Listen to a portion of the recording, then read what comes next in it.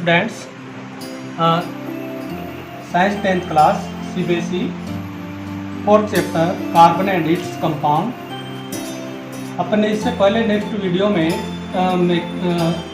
और अन्य सभी बातें कर ली अपन ने। Carbon compound classification, carbon element structure, IUPAC name, homologous series, isomer, दो इम्पोर्टेंट एथेनॉल, एथेनोइक एसिड जो कार्बन कंपाउंड हुआ, ठीक है, एलोट्रॉप्स।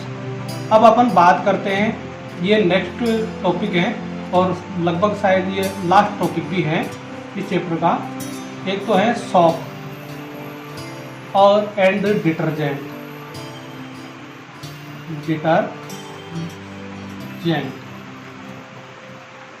सोप एंड डिटर्जेंट, ठीक है। सोप एंड डिटर्जेंट में सबसे पहले सोप की डेफिनेशन। सोप डेफिनेशन क्या है?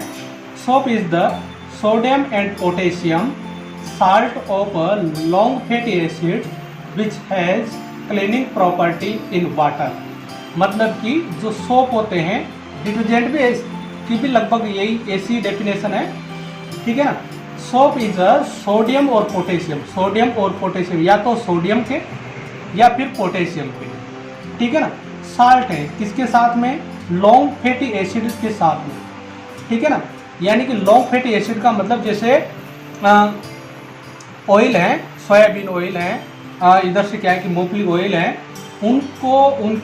उनके साथ में अपन सोडियम का साल्ट बनाएंगे तो उसको अपन क्या कहेंगे?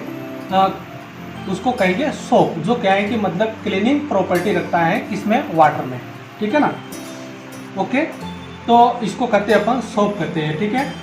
इसका जो केमिकल फॉर्मूला है वह ये तो क्या है कि long fatty acid carbon chain है ना, C17H15, ये कार्बोक्सिलिक एसिड का होता है ना। और ये ठीक है, मतलब C17H35 C double bond O और OH, ये तो है long fatty acid, long fatty acid, ठीक है ना।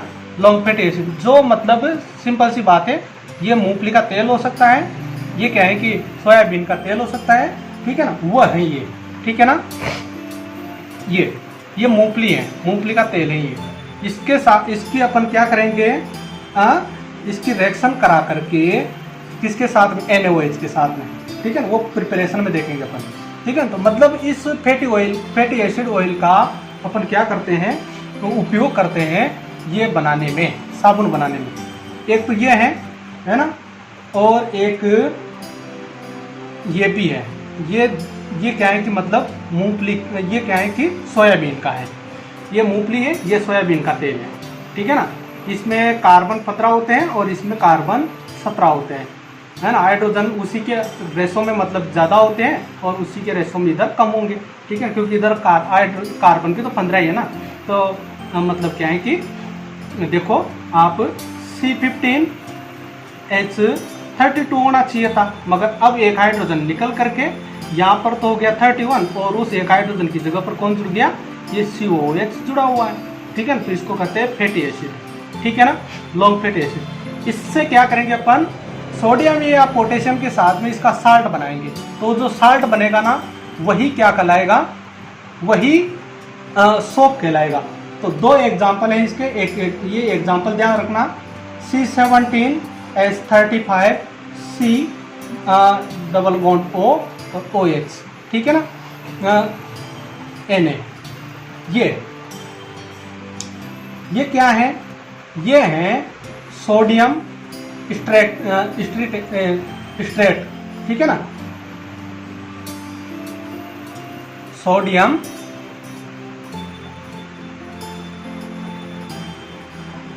स्ट्रेट, ठीक है। ये साबुन है, एक एग्जाम्पल ये C15H31 C double bond oxygen, ये और ये O और Na, ये ठीक है ना। ये है सोडियम पल्मिनेट, सोडियम पल्मिनेट, पलमेटेड, सॉरी पलमेटेड है, ठीक है ना, पलमेटेड, ठीक है। तो ये दो साबुन के एग्जाम्पल हैं, आप इनको इन फॉर्मूलों को याद रखेंगे, ठीक है ना। अब अपन आते हैं प्रिपरेशन ऑफ सोप। तो सोप का प्रिपरेशन कैसे करेंगे कि मतलब ये जो C17 है ना, H35 कोई सा ये H35 ले लिया अपन ने, C डबल बॉन्ड O और ये OH, ठीक है ना। इसकी रिएक्शन अपन कराएंगे NaOH के साथ में, ठीक है ना। मैंने बताया था NaOH की जब यूजफुल बताए थे तब बताया था कि NaOH का उपयोग साबुन बनाने में होता है, ठीक है ना। इसको हीट कराते हैं, ठीक है ना। हीट कराने पर क्या बनेगा, ये C17 H35 C double bond O और OH के साथ में Na जुड़ जाएगा और ये H2O के फॉर्म में बाहर, ये मतलब कि बाहर निकल जाएगा, ठीक है ना। तो इसको कहते हैं सोडियम, ये क्या है कि साबुन बनाया जाता है इस तरीके से, ठीक है ना। अब इसकी एक और, अब इसकी कंप्लीट केमिकल रिएक्शन देखो। कंप्लीट केमिकल रिएक्शन क्या है, ये इस तरीके से, वो जो मैं लिख रहा था ना कौन सा ऑयल, ठीक है ना, उस ऑयल की स्ट्रक्चर जो है ना कंप्लीटली इस तरीके की होती है, ठीक है ना। उसमें जो COOH है ना, ये 3 जुड़े होते हैं, 3 होते हैं, ठीक है ना। और ये इधर की तरफ ये क्या है कि मतलब लंबी कार्बन चेन है, जिसमें कार्बन, ये कार्बन तो यहाँ पर आएगा, 2 कार्बन तो आएंगे, यानी कि इधर की तरफ अगर अपन C17 को लेंगे तो इधर की तरफ ये C15 कार्बन बचे हुए हैं, ठीक है ना। लॉन्ग चेन है ये कार्बन वाले कार्बन्स की। इसकी रिएक्शन अपन 3NaOH के साथ में कराएंगे, ठीक है ना। आगे बात समझो, 3NaOH के साथ, 3NaOH के साथ में कराएंगे तो क्या होगा, यानी कि 3 ये R और ये वाला जो पार्ट है ना बीच वाला, ये अलग होगा और ये वाला पार्ट साथ में रहेगा, ठीक है ना। डबल बॉन्ड O और ONA ये बन जाएगा, ठीक है ना, इस तरीके से। और साथ में ये वाला पार्ट अलग हो जाएगा, तो इसको अपन इस तरीके से C ये H, ठीक है ना, और ये OH, ये OH, ये OH, यानी कि ये इसके जो 3 OH है ना, ये क्या करेंगे, इसको डिस्प्लेस करेंगे, इस पार्ट को, है ना, इस पार्ट को इसको हटाएंगे, हटा करके ये कहाँ पर जुड़ जाएगा, ये वापस इस पर जुड़ जाएगा, मतलब ये वाला जो पार्ट है ना ये अलग हो जाएगा और ये वाला पार्ट अलग हो करके इसके साथ में ये OH ऐड हो जाएंगे। इसको कहते हैं, ये कहते हैं ग्लिसरॉल। इसको क्या कहते हैं, ग्लिसरॉल, ग्लिसरॉल कहते हैं इसको, ठीक है। और ये क्या है, सोप, ठीक है। इस तरीके से सोप को बनाया जाता है, ये सोप बनाने की प्रिपरेशन है, ठीक है ना। सोप एक, ये क्या है कि जो ग्लिसरॉल बनता है, ये ग्लिसरॉल वही ऑयल की तरह का एक लिक्विड पार्ट है, जो जब अपन सोयल को, इसको सोप को बनाते हैं, इसके साथ में NaOH को गर्म करते हैं, तो गर्म करने पर एक सॉलिड पार्ट बनता है जो तो नीचे जमा हो जाता है और ऊपर की तरफ क्या है कि लिक्विड ऑयल टाइप का जो तैरता रहता है ना, चिकना पदार्थ, उसको क्या है कि ग्लिसरॉल कहते हैं। तो यानी कि ग्लिसरॉल क्या है कि सोप प्रिपरेशन में एक तरीके से को कंपाउंड है। को कंपाउंड का मतलब सह उत्पाद, ठीक है ना, को प्रोडक्ट, ठीक है ना, को प्रोडक्ट है, सह उत्पाद, को प्रोडक्ट या सह उत्पाद, ठीक है ना, साबुन का सह उत्पाद। अब आपसे क्वेश्चन पूछा जा सकता है कि व्हाट इज को प्रोडक्ट ऑफ सोप, ठीक है ना, in the chemical reaction of preparation of the soap, ठीक है। ओके, तो आपका आंसर होगा ग्लिसरॉल इज अ को product of soap in the chemical reaction of the preparation of the soap, ठीक है। आगे बात समझो, ये आपका आंसर होगा। ओके, इस तरीके से सोप को बनाया जाता है। ओके, सोप हो गई। अब अपन चलते हैं आगे। अब ध्यान दीजिए सोप की स्ट्रक्चर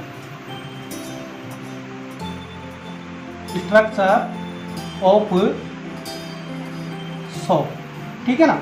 देखो अभी अभी मैंने एक फॉर्मूला बताया था C17H35 है ना, C double bond O minus ये वाला और ये प्लस, ठीक है ना।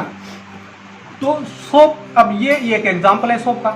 अब इसमें दो पार्ट है, दो पार्ट क्या है, एक तो पॉजिटिव पार्ट और एक नेगेटिव पार्ट, ठीक है ना। तो मतलब कि सोप की जो स्ट्रक्चर होती है ना, दो पार्टों में बटी रहती है, दो पार्टों में बटी रहती है। इस तरीके से अपन दो पार्ट कह सकते हैं, ठीक है। यानी कि एक तो ये लॉन्ग कार्बन चेन वाला और एक पॉजिटिव पार्ट वाला, ठीक है ना। इसको अपन Na+ लिख दें मान लो कि, यानी कि पॉजिटिव वाला, ठीक है ना, और एक ये इधर पूरा ही नेगेटिव वाला, ठीक है। तो इस वाले पार्ट को कहते हैं हेड पार्ट, ठीक है ना। और इस वाले पार्ट को कहते हैं इसको कहते हैं टेल पार्ट, ठीक है, इसको टेल पार्ट कहते हैं, ठीक है। ये लॉन्ग कार्बन चेन पार्ट है और जबकि ये पॉजिटिव सोडियम वाला पार्ट है, ठीक है ना। ओके, अब ध्यान दीजिए, ये वाला जो पार्ट है, ये वाला पार्ट सोल्यूबल होता है, सोल्यूबल, ठीक है ना, क्योंकि ये ऑर्गेनिक पार्ट है ना, तो जबकि इनऑर्गेनिक पार्ट है।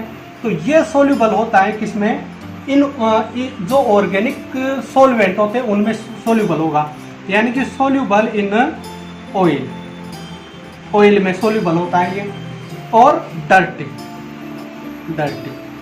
ठीक है ना, यानी कि गंदगी, उस वाली यानी कि गंदगी में तो ये सोल्यूबल होगा। और ये वाला जो पार्ट है ना, क्योंकि इनऑर्गेनिक पार्ट है, तो ये वाला जो है ये होता है सोल्यूबल वाटर में। किसमें सोल्यूबल होता है, वाटर में।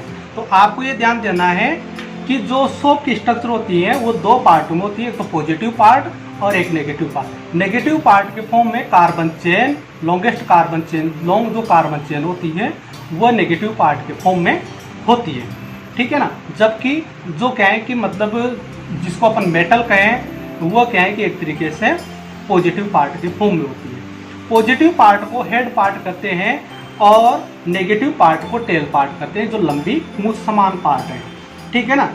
ये लंबा जो पार्ट है ये ऑर्गेनिक पार्ट होता है, तो ये ऑर्गेनिक पार्ट है, तो ऑर्गेनिक सोलवेंट में ही सोल्यूबल होगा। ये समझने का प्रयास करना, ऑर्गेनिक वालों में, यानी कि ये ऑयल में ही घुलेगा या ये क्या है कि डर्टी में घुलेगा, ठीक है ना। जबकि ये वाला इनऑर्गेनिक पार्ट है, ठीक है ना, इनऑर्गेनिक पार्ट है, तो ये किस में डिजोल्व होगा, वाटर में डिजोल्व होगा, इनऑर्गेनिक सॉल्वेंट में। वाटर इनऑर्गेनिक सॉल्वेंट होते हैं, ठीक है ना। एल्कोहल, ऑयल, ये क्या है कि मतलब किसके कौन से सॉल्वेंट होते हैं, ऑर्गेनिक सॉल्वेंट होते हैं। तो ऑर्गेनिक में घुलेगा और इनऑर्गेनिक में घुलेगा, यानी कि ये वाला पार्ट वाटर में डिजोल्व होता है और ये वाला पार्ट किस में डिजोल्व होता है, ऑर्गेनिक सॉल्वेंट यानी ऑयल में, ठीक है। ये तो इसकी स्ट्रक्चर के बारे में हुआ और इनके पार्ट के बारे में हमने देख लिया, ठीक है। अब डिटर्जेंट,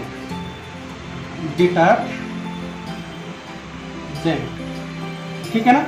डिटर्जेंट के बारे में, डिटर्जेंट भी एक प्रकार से वही है, सोप ही है ये भी, ठीक है ना। Detergent are also called soapless soap, यानी कि सोप रहित सोप, है ना, साबुन रहित साबुन है ये।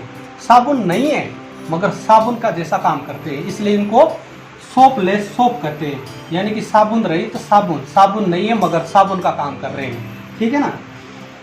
The detergent is sodium salt of large chain benzene sulphonic acid which has cleaning property in water, यानी कि ये क्या है कि लॉन्ग फैटी एसिड होते हैं ना, उस लॉन्ग फैटी एसिड के साथ में न होकर के किसके साथ में होते हैं, बेंजीन की जो सल्फोनिक एसिड वाली जो चेन होती है उसके साथ में होते हैं, ठीक है ना। इनका जो फॉर्मूला है वो कैसा होगा, ये CH3, ये CH2 का अपन यहाँ पर होल 11 कर देते, मतलब 11 है ये, है ना। और ये यहाँ पर क्या है, C6H4, ठीक है ना। ये बेंजीन है SO3 और Na पॉजिटिव, ठीक है ना, ये नेगेटिव, ठीक है। तो मतलब क्या है कि इसको अगर खोल करके देखें तो आपने अभी भी थोड़े दिनों पहले बेंजीन की स्ट्रक्चर देखी थी, तो ये बेंजीन की स्ट्रक्चर थी, ठीक है ना, ये बेंजीन की स्ट्रक्चर, ओके। ये और इसमें सभी जगह पर एक एक कार्बन जुड़ा हुआ था, है ना। बीच में यहाँ पर इस तरीके से अल्टरनेट फॉर्म में डबल बॉन्ड थे, क्या थे, डबल बॉन्ड, इस तरीके से, है ना।